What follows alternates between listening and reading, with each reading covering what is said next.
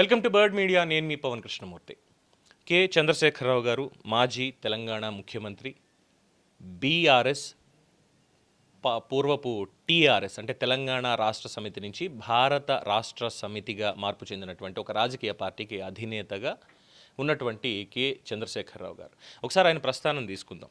తెలంగాణ ఉద్యమం మొదలైంది, సరే తెలంగాణ సాధించారు. తెలంగాణ సాధించిన తర్వాత ముఖ్యమంత్రి అయ్యారు. 9 పాటు అప్రతిహతంగా పరిపాలించారు. అభివృద్ధి చేశారా లేదా అనే దానికి ప్రజల సమాధానం చెప్పారు, అంతా అయిపోయింది. కానీ 2023కి వచ్చేసరికి తెలంగాణ సెంటిమెంట్ కాస్త పక్కకు వెళ్ళిపోయింది. అంటే తెలంగాణ రాష్ట్ర సమితి అంటే కేవలం ప్రాంతానికి, కేవలం తెలంగాణకి మాత్రమే మిగిలిపోతుంది. మనం ఇంకా వేరే చోటికి వెళ్ళలేము, దేశ్కి నేత అని మనం అనిపించుకోలేము అనేటువంటి ఒక ఆలోచనతోటి భారత రాష్ట్ర సమితి అని పెట్టారు. మహారాష్ట్ర వెళ్ళారు, సభలు పెట్టారు. తమిళనాడు వెళ్ళారు, సభలు పెడదాం అనుకున్నారు, పెట్టడం కుదరలేదు. కానీ స్టాలిన్ తోటి మాత్రం మాట్లాడుకుని వచ్చారంతా అక్కడికి అయిపోయింది. బెంగాల్ వెళ్ళారు, దీదీతోటి కలిశారు. మొత్తం ఫ్లైట్లు వేసుకొని అంతమంది నేతల దగ్గరికి వెళ్ళి ఇంకొక ఫెడరల్ ఫ్రంట్ అనేటువంటి దాన్ని ఏర్పాటు చేయాలి, మూడో ప్రత్యామ్నాయం ఖచ్చితంగా కావాలి, ఎన్డీఏ యూపీఏ కాదు అని దేశం మొత్తం అంతా కూడా ఆయనకి మొత్తం పాస్పోర్ట్ ఇచ్చేశారు. ఆయన భారతీయుడు, ఆయన తెలంగాణ నేత కాదు, భారతీయుడు అనేటువంటి ఒక సర్టిఫికెట్ ఇచ్చేసి మొత్తం భారత రాజకీయాల్ని మార్చేసేయాలన్నట్టు కర్ణాటక, ఇటు మహారాష్ట్ర, ఇటు ఆంధ్రప్రదేశ్లో కూడా, మరి ఆంధ్రప్రదేశ్లో సభ కేసీఆర్ పెట్టాడు లేదు నాకు గుర్తులేదు, కానీ ఆయన ప్రతినిధులుగా అక్కడ ఉన్నటువంటి వాళ్ళతోటి భారత రాష్ట్ర సమితి ప్రెసిడెంట్గా ఒక ఆయన్ని పెట్టి ఆయనతోటి సభలు సమావేశాలు 2023కి ఆయన చేశారు. 24 ఎన్నికల్లో ఏదో ఒకటి చేద్దామని చెప్పాలి. అంటే కేసీఆర్ గారికి భారతదేశం మొత్తం తిరగడానికి పర్మిషన్ ఉంది, పాస్పోర్ట్ ఉంది, ఆయన భారత పౌరుడు, సిటిజన్ ఆఫ్ ఇండియా. ఆయన పార్టీ పుట్టింది తెలంగాణలోనే పుట్టింది, తెలంగాణ గడ్డ మీద, అందులోనూ హైదరాబాద్ నడిబొడ్డున ఆ పార్టీ పుట్టింది. రైట్? ఇవన్నీ కూడా రాజ్యాంగబద్ధం, ప్రజాస్వామ్యబద్ధం, ప్రజలందరికీ ఆమోదయోగ్యం. పవన్ కళ్యాణ్ అనేటువంటి వ్యక్తి మాత్రం కేవలం ఆంధ్ర రాష్ట్రానికే పరిమితం అయిపోవాలా? ఆయన పార్టీ కూడా పుట్టింది తెలంగాణ నడిబొడ్డున, భాగ్యనగరంలోనే పుట్టింది. ఆయన భావజాలం అంతా అన్నిటికీ అతీతంగా ఉంది. తెలంగాణ రాష్ట్రం ఏర్పడడం వల్ల ఆయన ఏమీ బాధపడలా, కానీ ఆ విభజన జరిగినటువంటి తీరుకు ఆయన బాధపడి 11 రోజులు సరిగ్గా అన్నం తినలేదు. అంటే తెలంగాణ ఇచ్చేశారు కాబట్టి నేను 11 రోజులు అన్నం తినలేదు అనేటువంటి ఒక దిక్కుమాలినటువంటి మాటలు తీసుకొస్తున్నారు. వీళ్ళు కడుపుకు అన్నం తినేవాళ్ళ, లేదంటే ఓకే మీరు అర్థం చేసుకోండి. సో ఇదే పాయింట్ ఇక్కడ. తెలంగాణలోకి పవన్ ఎందుకు రాకూడదు? ఎందుకు రాకూడదు? పాకిస్తాన్ నుంచి వచ్చేటువంటి ఉగ్రవాదులకే హైదరాబాద్లో అడ్డాగా మారుతున్నప్పుడు, లేదు తెలంగాణలోను, ఇవి ఇన్ఫ్యాక్ట్ ఆంధ్రప్రదేశ్లో కూడా, కర్నూలులో కూడా పట్టుకున్నారు. పాకిస్తాన్ నుంచి వచ్చినటువంటి ఉగ్రవాదులకి ఎవరిని చంపడానికి? మనల్ని, మన భారతీయుల్ని, మన అన్నదమ్ముల్ని చంపడానికి, అక్క చెల్లెళ్ళని చంపడానికి పాకిస్తాన్ నుంచి ఇక్కడికి వస్తూ ఉంటే, లేదా వేరే దేశం నుంచి ఇక్కడికి వస్తూ ఉంటే వాళ్ళ మీద మాట్లాడడానికి నోళ్ళు ఒక్కడికి రావు, అస్సలు రావు. కానీ భారతీయుడు, భారతీయ ధర్మం, సనాతన ధర్మం గురించి, భారతీయుల గురించి, మతాలకు అతీతంగా భారతీయుల గురించి పోరాడేటువంటి పవన్ కళ్యాణ్ ఇక్కడికి వచ్చి తన రాజకీయ ప్రస్థానాన్ని తెలంగాణలో ఏర్పరచుకోవడానికి ఆయనకు హక్కు లేదా?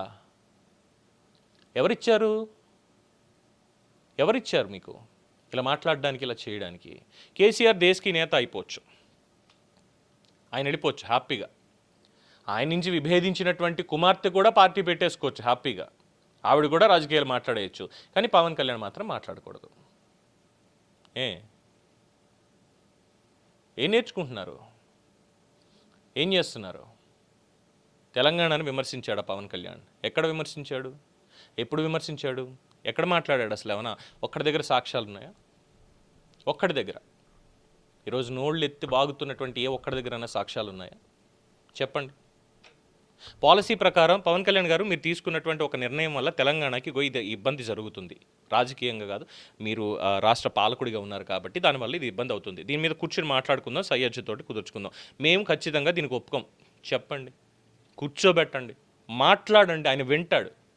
మీరు 24 గంటలు మాట్లాడినా కూర్చొని సంయమనంతో వింటాడు ఆయన. విన్న తర్వాత అప్పుడు, అయ్యా మీకు ఇందులో ఇవి ఉన్నాయా, సరే ఇదిగో ఇది క్లారిఫికేషన్, లేదు ఇది నిజంగానే ఇంత పెద్ద సమస్య, ఓకే ఇది వద్దు తీసేద్దాం, మాట్లాడతాడు. అంతేగాని తెలంగాణ ద్రోహం చేయడు ఆయన. తెలంగాణ ఎప్పుడు వ్యతిరేకించలేదు ఆయన. అంత వ్యతిరేకించేవాడైతే మొన్నటిదాకా మాట్లాడారుగా, పాసం యాదగిరి గారు లేదంటే విమలక్క వీళ్ళు మొన్న ఆ సభలో రౌండ్ టేబుల్లో మాట్లాడుతున్నారు కదా, పవన్ కళ్యాణ్ అనేటువంటి వాడు అసలు తెలంగాణలో ఎందుకుంటున్నాడు, ఇక్కడ ఎందుకు ఉండాలి, ఇది అని మాట్లాడుతున్నారు కదా. మరి వాళ్లే కదా అంతకుముందు తమ్ముడు పవన్ కళ్యాణ్ తమ్ముళ్ళు లాంటి వాడు అంటూ విమలక్క మాట్లాడారు. రెండు రాజకీయ పార్టీలు లేదంటే రెండు ప్రాంతాల రాజకీయాలకి సంబంధించి ఒక అనుసంధానకర్తగా ఇది చేయాలంటే కేవలం పవన్ కళ్యాణ్ వాళ్ళే సాధ్యం అవుతుంది అని పాసం యాదగిరి అని మాట్లాడాడు. కానీ పవన్ కళ్యాణ్ మాత్రం తెలంగాణలో అడుగు పెట్టకూడదు, ఇక్కడ వాళ్ళ జనసేన పార్టీకి సంబంధించి సభ పెట్టుకోకూడదు, మనం మాత్రం మిగతా రాష్ట్రాలన్నీ తిరగొచ్చు, అక్కడికి వెళ్ళి రాజకీయాలు మాట్లాడొచ్చు, అక్కడ వాళ్ళ అస్తిత్వానికి మహారాష్ట్ర అస్తిత్వానికి కేసీఆర్కి ఏంటి సంబంధం, కేసీఆర్ తెలంగాణ కదా, ఇంకా మాట్లాడితే పూర్వీకులు బీహార్ నుంచి వచ్చారంటాడు కదా ఆయన. ఏం సమాధానం చెప్తారన్నయ్య మీరు, ఏం సమాధానం చెప్తారు? రాజకీయం చేస్తే హుందాగా రాజకీయాలు చేయాలి, అంతేగాని ఇలా దిక్కుమాలని కాదు. ఇలాంటి దిక్కుమాల రాజకీయాలు అస్సలు చేయకూడదు, అర్థం చేసుకోవాలి. సో మాట్లాడేటువంటి వాళ్ళు కాస్త ఆలోచించి 9.5 ఏళ్లలో ఏమయ్యింది ఏంటి అనేది చూసుకొని, ఉద్యమ ప్రస్థానం అంటే ఏంటంటే ఆయన చేస్తే మాత్రమే ఉద్యమం, పవన్ కళ్యాణ్ చేస్తే ఉద్యమం కాదా? ఏమో ఈ ఇద్దరు పాలకులు కూడా ఇక్కడ సరిగ్గా చేయలేదు, ఇంకొకళ్ళు కావాలి, ఇక్కడ తెలంగాణ గడ్డ నుంచే రావాలి అని చెప్పి ఆయన ఇక్కడ ఇంకో ప్రతినిధిని పెడతాడేమో. తప్పే ఉంది. కొత్త నీరు వచ్చి పాత నీరుని కొట్టేస్తుంది, ఎప్పటికైనా జరిగేది అదే సృష్టి. ఈరోజు కేసీఆర్ ఉండొచ్చు, కేటీఆర్ ఉండొచ్చు, రేపు పొద్దున్న ఇంకొకళ్ళు ఎవరన్నా రావచ్చు. ఏమో నాయకత్వ లక్షణాలు అదే కేటీఆర్ కుమారుల్లో నచ్చి పవన్ కళ్యాణ్ తన్ని సపోర్ట్ చేయొచ్చు, లేదంటే రేవంత్ రెడ్డి మనవని సపోర్ట్ చేయొచ్చు, లేదంటే చాకల ఐలమ్మ వారసులు ఎవరన్నా ఉంటే వాళ్లలో నాయకత్వ లక్షణాలు ఉన్నాయని చెప్పి ఆయన్ని సపోర్ట్ చేసి తెలంగాణకి ప్రతినిధిగా నించోబెట్టచ్చు. అబ్బే లేదు, ఇవన్నీ మేము ఎందుకు అర్థం చేసుకుంటాం, మాకు అవసరం లేదు. పవన్ కళ్యాణ్ అనేటువంటి వాడు రాకూడదు, వాడు ఆంధ్రవాడు, ఇక్కడ తెలంగాణ ద్రోహి, 11 రోజులు అన్నం తినలేదు, పైగా దిష్టి తగిలేసింది, కొబ్బరి చెట్లు ఎండిపోయాయని చెప్పి తెలంగాణ ప్రజలను అవమానించాడు, పళ్ళు రాలుగొట్టేవాళ్ళకి మాటలు మాట్లాడితే. గౌరవ కోర్టు వారికి రాజ్యాంగబద్ధంగా ఇక్కడ శాంతి భద్రతల సమస్యలు సృష్టిస్తున్నారు తప్ప ఇక్కడేమీ అవి స్వచ్ఛందంగా తెలంగాణ పౌర సమాజం నుంచి రావట్లేదు. అందువల్ల ప్రజాస్వామ్యబద్ధంగా కోర్టు వారు కూడా ఈ సభకి పర్మిషన్ ఇవ్వాలి అని చెప్పి జనసేన కోరుకుంటోంది. చూద్దాం వస్తుందా ఏంటి అనేటువంటిది. దీని మీద మీ అభిప్రాయం తెలియచేయండి. చూస్తూనే ఉండండి ది బర్డ్ మీడియా.